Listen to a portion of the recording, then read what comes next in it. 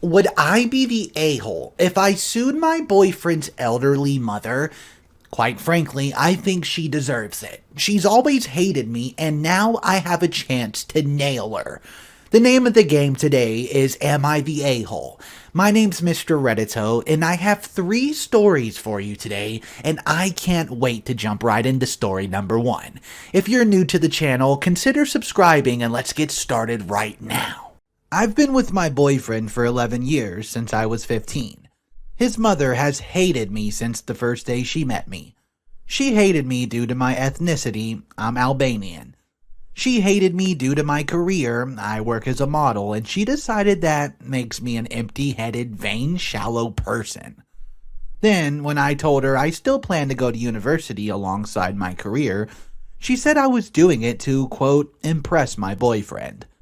I've since left university with a distinction, and her new reason to hate me is, I try too hard. Yeah, she also insisted I've cheated on him throughout our entire relationship, which is a ridiculous claim. I've never even kissed another man in my whole life. I have zero desire to cheat and never will. Late last year, she attempted to void the insurance on my boyfriend's motorcycle. She tried to do this under my name, so hypothetically, when he was arrested for riding with no insurance and called his insurance company, I'd get the blame. After this happened, my boyfriend and I agreed to cut her off. However, it hasn't stuck. She left my boyfriend alone and respected his wishes for no contact, but she's continued to contact and harass me. This leads into the last few weeks. My boyfriend works as a motorcycle test rider, and he got in an awful motorbike crash while working. As such, I now need to care for him. I'm okay with that, and I'm focusing on seeing it as an opportunity for us to get closer. It's been nice, honestly. However, his mother has been awful to me. She's called me a litany of terms, from things as tame as stupid to things as awful as, quote, nasty Serbian half-breed. I'm not Serbian, and she's well aware that calling a Kosovan a Serb is offensive. I tried to block her, so she started making new iMessage accounts and began to continuously harass me via those accounts. Then came Friday night. The police turned up at her door. I was pretty confused and was quickly told that they were to do a welfare check, as they received, quote, multiple claims of horrific abuse that I was apparently putting my boyfriend under. Obviously, they quickly discovered he was fine. Albeit grumpy, they left. I know for a fact it was his mother. Some of the details the police mentioned made that obvious. I'm now at a point where I've realized I literally cannot do this. I'm going to press charges against her for the insurance and harassment. It's a crime in the United Kingdom. And I'm likely going to sue her for damages. For the sake of my mental health, I need to do this. I don't want to be a victim, and she needs to be forced to stop. I've mentioned my intentions to her if she doesn't back off, and she's pretty much mocking me, saying I won't. I absolutely will. I just feel like this morally makes me an awful person. She sucks. I know this. However, she's old and miserable enough as it is, and I feel like doing this may ruin whatever small amount of life she has left. It feels like it may be too far. I really don't know though, and I genuinely cannot be objective here.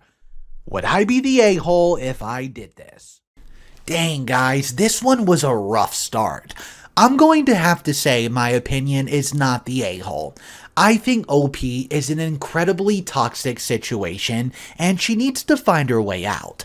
I think the best way to do that is to completely change your number, go full no contact, because I just keep seeing so many red flags left and right. What would you guys do if you were stuck in this situation like OP? Would you go no contact? Would you try to give her a chance to save the relationship for your husband? I know this could be a hard decision, but let me know what you would do in the comment section down below. Our next story coming up today is another Am I the A-hole? And it involves a mother going to prison, and OP's the one that sent her there.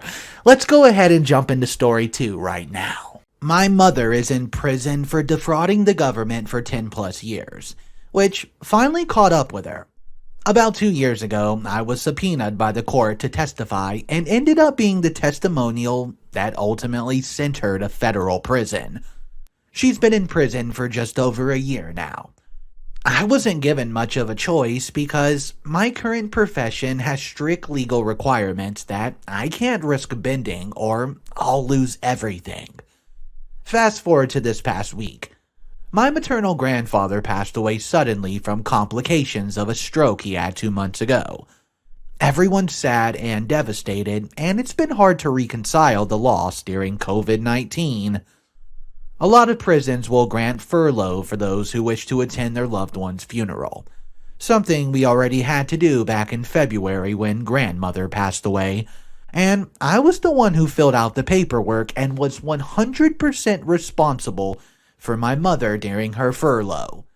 So, once I received news of my grandfather's passing, I started on the paperwork but stopped because it turned out that my grandfather's going straight to cremation without a funeral or service, because that's what my grandfather wanted. And I told my family that we weren't furloughing my mother out because of the fact that there's no funeral or service. My family understood. Well, fast forward to today when my sibling calls me to thank me for furloughing our mom out. Shocked and confused, I asked the obvious, what do you mean? Turns out, as I discovered by calling the prison, that my aunt busted my mother out of jail on falsified documents where they forged my signature and gave my contact information. Meanwhile, telling the prison that there was a funeral and that my mother's presence was required. Number 1, I live in a separate province. Number 2, there isn't a funeral or service. There's absolutely no reason for her to be out of prison during a pandemic, especially when prisoners are COVID-19 hotspots. So I called the police because if caught, I could lose my livelihood, my license, and a career I love. After all, my mother did not want to grieve in prison and has zero regards for anyone else's health and well-being. I texted everyone in my family to encourage my aunt and my mother to go back to prison, or I would have no choice but to call the police and charge my aunt with identity theft, which would also make a warrant issued for my mother, something I really don't want to do. However, my family's calling me an insensitive a-hole for not allowing the family to get together to grieve, because, quote, I can't be there and I'm taking it out on them. So I called my aunt directly and recorded the call, and told her if she did not return my mother to prison by noon tomorrow, I would call the police and have them issue a warrant for my mom, and have her charged with identity theft. Am I the a-hole for not allowing my family for using me to basically prison break my mother? Update number 1. Spoke to my lawyer and asked how it was possible for my aunt to pick up my mother from prison. Turns out, due to the pandemic, visitors are a no-no. In my case, inmates who are furloughed go through all steps to leave, but the family members are outside waiting. And on a page I did not see originally, they had my aunt's address as a potential address for my mother to stay. But it was put as a secondary, not as primary. So, I guess the ball was severely dropped, but I won't have definite answers till I call on Monday. Update number 2. I see a lot of assuming that my brother's going to prison. He's a lot of things, but he would not help my mother or aunt with this jailbreak. If anything, he's a grief-stricken victim who just wanted to see his mom for the first time since the pandemic and be sad about our grandfather together, who is also currently being an a-hole because he feels I should let them all grieve. It's a ducked-up situation, but my brother did nothing illegal. Update 3. My brother's a minor, by the way, 14 years old, so no, he cannot furlough out my mom, so please stop asking. Also, I do not hate my mom.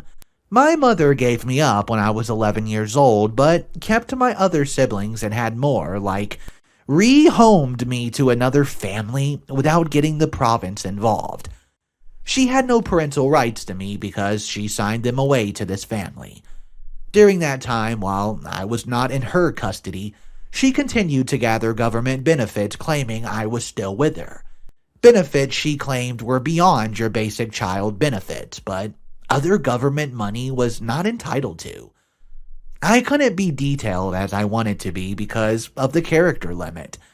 Well, guys, it all came crashing down about 3 years ago when she was arrested for fraud beyond $5,000.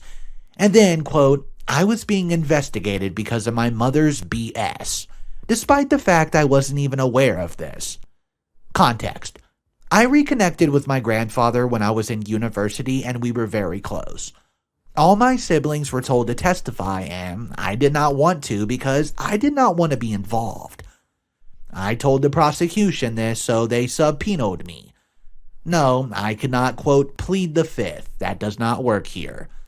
Secondly, after many conversations I had with my own legal representation at the time, it was best that I did testify. So, I did. During that time, her violent history was brought up, so y'all keep claiming she's a non-violent person's incorrect.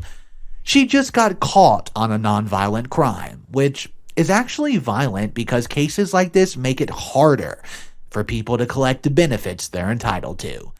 Not to mention, she has a history of fraud that started with my grandmother, aka her mom, and grandfather, who, by the way, also testified against her.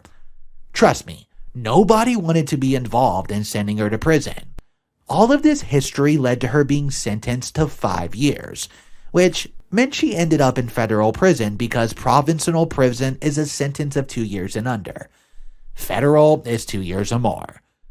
I don't even call her mom anymore.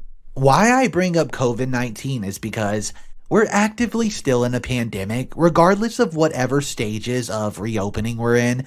She's not been tested for COVID-19, and prisons are currently hotspots. So I don't want her around my immune-compromised family members, which, by the way, includes my aunt who's battling breast cancer. I don't want people to die of COVID-19 or even have it. She can grieve like everyone else is at home, but her home, it's a prison. I told all this to the warden of the prison. My mother is while on the phone with the detective I spoke to yesterday and my lawyer. 2 investigations are now happening.